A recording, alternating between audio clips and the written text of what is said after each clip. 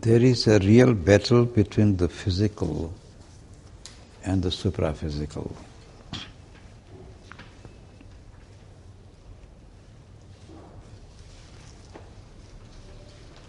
And the latest trends in materialism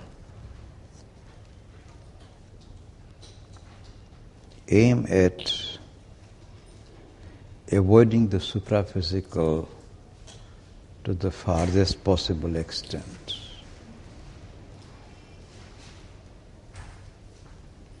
And as Aurobindo points out, this attempt of materialism to combat with the claims of the supra-physical has a great meaning for the advancement of mankind, because of the fact that the world of the supra-physical is a very complex world, and there are many layers of the supra-physical world. And unless we make a thorough study, we are likely to be caught into some kind of a realm of cloudiness, superstition, obscurantism. Therefore, it is right that materialism demands strict adherence to certain criteria of knowledge, of the truth, of validity. There have been in the past a number of instances which had sweeping effects upon the history of the earth, where the claims of the supra-physical came to be advocated so powerfully that superstitions began to rule, and this rule prevented the march of truth and true knowledge. The most disconcerting history of this conflict was in Europe, when in the name of revelation, a supra-physical claim, science was greatly obstructed. And there had to be a real battle between science and religion. Science in the march of time has triumphed. But in the meantime, science has come to be identified with materialism. And this is an exaggerated distortion. And that also needs to be clarified and corrected.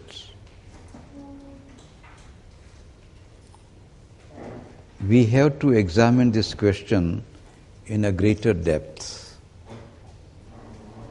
And we have to ask ourselves whether the supra-physical can be examined scientifically. That is to say, by the methods of science,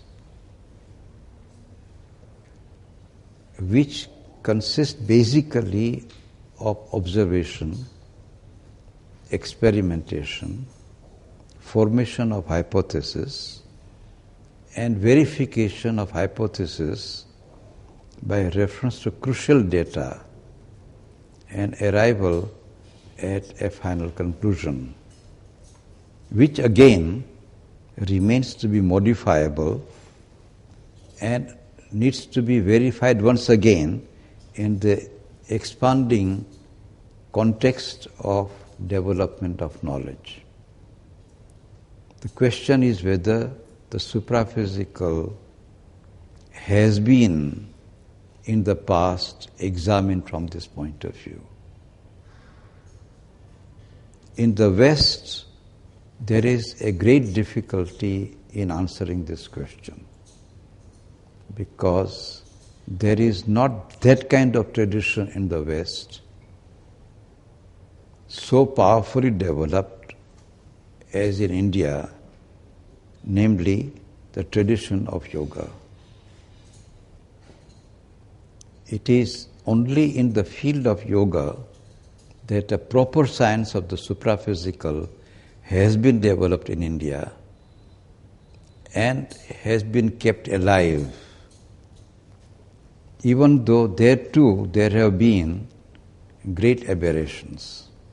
In the name of yoga, a good deal of pretension has been advocated. So-called yogis have claimed powers which they don't possess. So-called yogis have tried to influence people in the name of God's command when they do not have. And a lot of falsehood has spread in the name of yoga. Therefore, even in the field of yoga, there has to be a further scrutiny and a further conditioning of verification of the truth. And Sri Aurobindo, considering the fact that today's mankind has to pass through the crucibles of the supra-physical, there is no alternative. If it was possible for the man of today to surpass his difficulties without passing through the world of the supra-physical, one would have avoided this great difficult task. According to Sri Aurobindo, the present stage of evolution demands inevitably the crossing of the boundaries of the physical to the supra-physical. And not only the boundaries of supra-physical, but boundaries right up to the levels of the spiritual. Because all that is supra-physical is not spiritual. There are different gradations of the supra-physical. Only at a very high level of supra-physical we enter into the proper field of spirituality. Even this distinction is not sufficiently recognized. It is because of that reason that Sri Aurobindo prepares in the Life Divine a very big ground for training the students, candidates in mankind, who feel the call of the highest to pass through a very difficult testing ground. The debate between the physical and the supra-physical is not to be put under a carpet, which very often is an attempt made by many.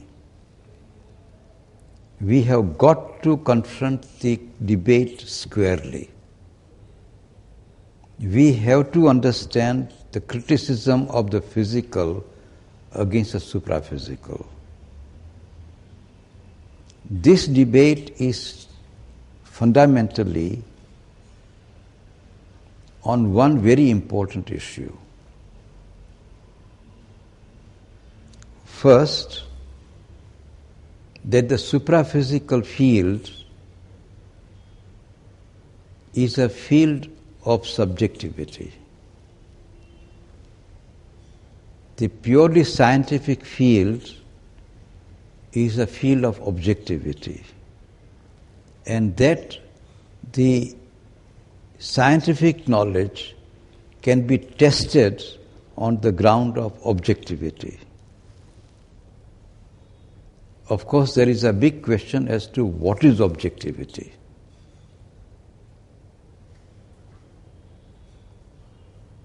And the answer is that objectivity consists of crossing the boundaries of subjective experience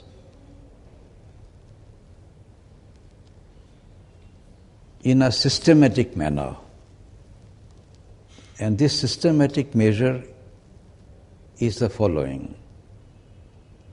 The minimum is whether your subjective experience is also shared by another subjective experience. What I see here objectively present, or what I see here outside me, whether it is also seen by you, and the same object, this is the minimum standard of objectivity. The second is the standard of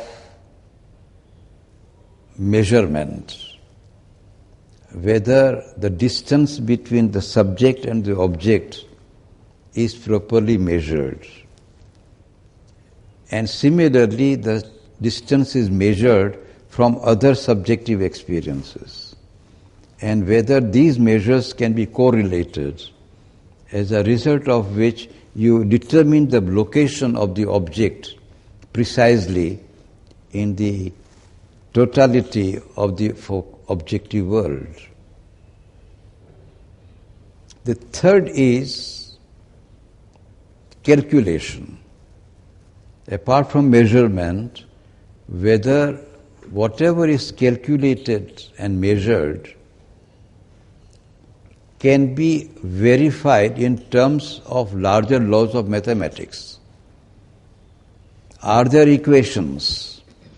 And do the measurements come up to the standards of equations?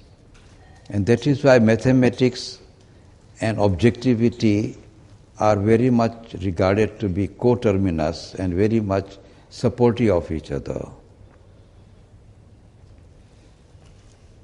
A further question is whether an error, if there is any, can be corrected, and the methods of correction are obtained or not. This also is a part of scientific method and also has to be satisfied.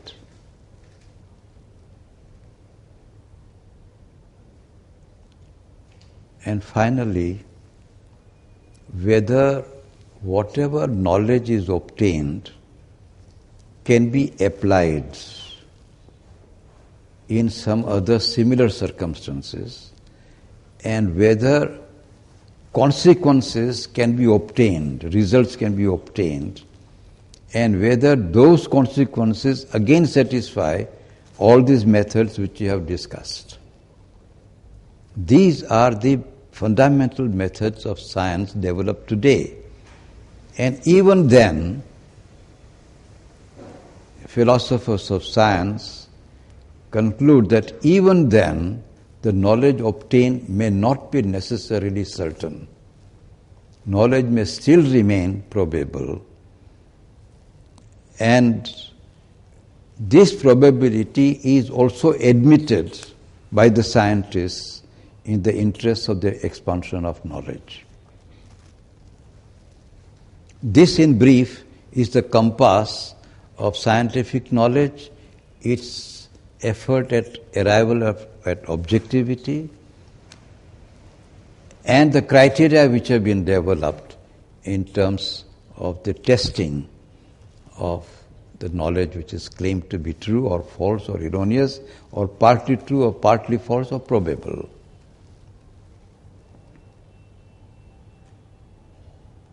Now, when we speak of supra-physical, and when we argue that supra-physical is also real, and not only that, but the supra-physical is a realm much larger than the physical world, and that the realities of the supra-physical world are distinguishable from one from the other. and there is a hierarchy of the supra-physical worlds, and that at the top of these hierarchies there are supreme worlds of knowledge.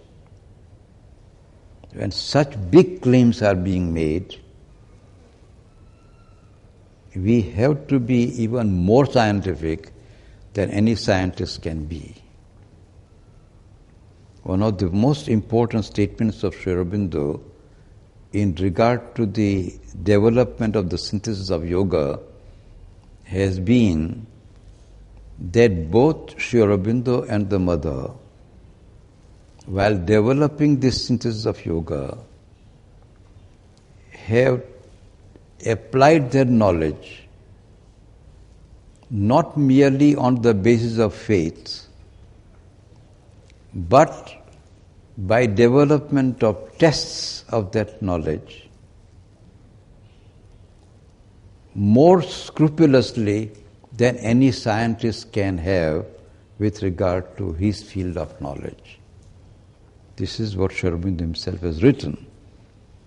So one can imagine the kind of scruple that has gone into the making of this synthesis of yoga. It is only because of this great scruple that has been utilized by Sri Aurobindo and the mother that today we can speak more confidently, and it is only then that we can speak of avoiding the great dangers that lie in the path of the supra-physical. Because Sri Aurobindo admits that the supra-physical world and supra-physical worlds, when you cross through them, are extremely perilous. And although there are greater aids also available, the perils cannot be avoided altogether, and we have to lay down strict conditions under which these perils can be safeguarded against. Now there is a very important paragraph in the Life Divine where Sri Aurobindo discusses this question of the standards of truths which are to be applied in regard to the supra-physical. I think there is a very important paragraph. There is a chapter called The Order of the Worlds.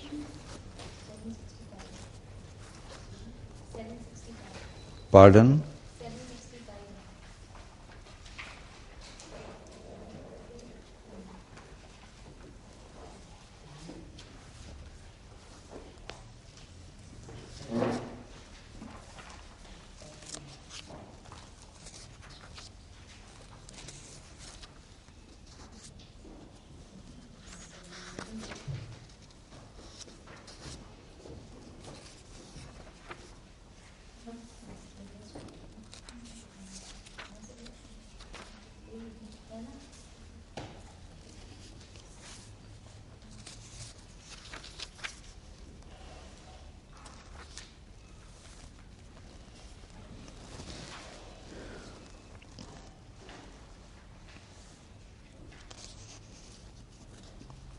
I don't know what will be your page number in your...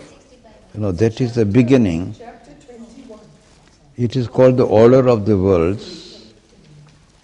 And if you open that chapter, the paragraph which I want to read with you is paragraph number 1, 2, 3, 4, 5, 6, 7, 8, 9 and 10.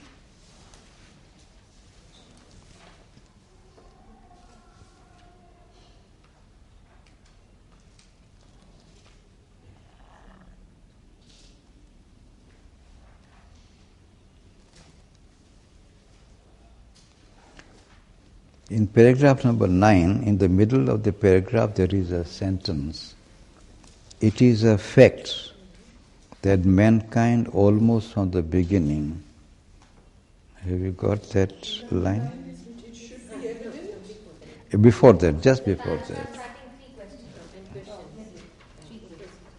It is a fact. From there, I would like to read with you these 2-3 paragraphs because they are extremely important from this point of view. Sri Aurobindo first of all says that in history of the world, supra-physical has been admitted right from early times of man's development. And there have been intimations from the supra-physical worlds which have played a great role in shaping human civilization. Even, for example, the 10 Commandments